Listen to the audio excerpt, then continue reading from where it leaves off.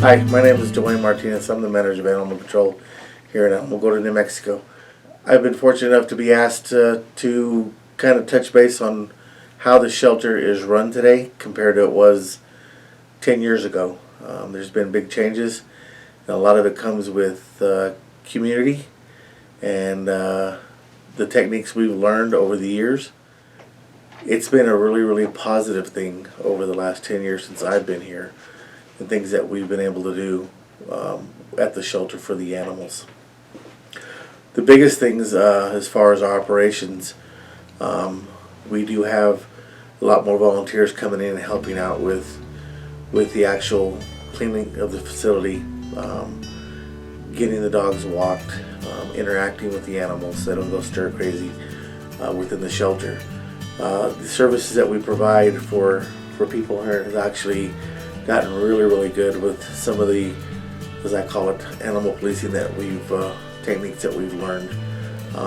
It's more educating the public about animal laws than it is enforcing them, and with a heavy hand.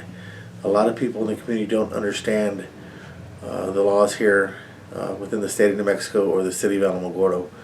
So we've gone and made sure that when we go out calls daily, that the officers explain to them what the animal calls and policies and ordinance are for the city, because they might not know. They don't know that there may be a leash law, or you can't have your animals running off, through your front yard without a fenced-in area. So instead of hammering them with a ticket right away, we'll educate them and tell them this is what the city policies are. And it's really, really helped out as far as getting the citizens to understand what the animal laws are in the city of Alamogordo. Local rescues and fosters, we've been able to keep the animals here a lot longer as far as an animal control officer. We house and feed the animals daily, we interact with them daily, and then if we can't get them adopted and we get full, then we have to euthanize, and that's hard on the officers after they've bonded with the animals. So by working with the rescues here in the city, we've been able to hold the animals a lot longer with this process. Our out the door rate is what we call it. That means being rescued, returned to owner, or adopted to a new family. We work very hard with the rescues. My officers work very, very hard. I can't take the credit. The credit goes to my officers. I've got some really, really good officers that care for the well-being of the animals on a daily basis. It's a tough job, but it's a very rewarding job if you're an animal lover. We take pride in our shelter here. I don't know if anybody's never seen the shelter, please come by. It's a good shelter to work for. I enjoy working here. It's a great facility. As far as sponsoring, we have a lot of local sponsors that will come in and put donations down towards the animal. We have private citizens that don't want to be recognized, but they'll come down and they'll put $50, $100, $200 down towards rescuing an animal, getting them out of here to pay for part of the spay and neuter or shots, whatever it takes to get the animal back out. So we've had a lot of great help from a lot of local rescues, a lot of local volunteers, a lot of private citizens. It helps us on a daily basis.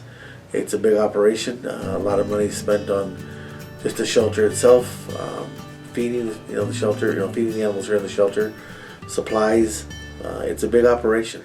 Probably the most challenging part for an animal control officer is, you're on the streets daily. You're having to answer calls, whether it be a barking dog, frustrated citizens that may have a barking dog that barks all night long. You want to make sure that the animals are safe. That's our biggest thing is making sure that the animals are always safe. When it comes to the animals out there on the streets, is having to take an animal abuse case. I'm not going to sugarcoat it. It does occur here within the city. Sometimes it's not so good. That's probably one of the hardest things that they have to do. The most rewarding part is reuniting the animals back with their families, so we can get them to other locations for them to possibly be adopted out to a forever home. There's no other place besides a pet store where you can go, you know what, it's been a stressful day, I'm going to go to the back and I get to go walk a dog, or I'm going to go play with a dog, and we're going to bring one up here and let it run around and get to play with it. We're the only, the only job that you get to do that, or besides the zoo. But I mean, a lot of the animals at the zoo, I mean, you can't get into their their cages, but here we can with our animals. We get to play with them, interact with them. Are there times that it gets stressful? Absolutely.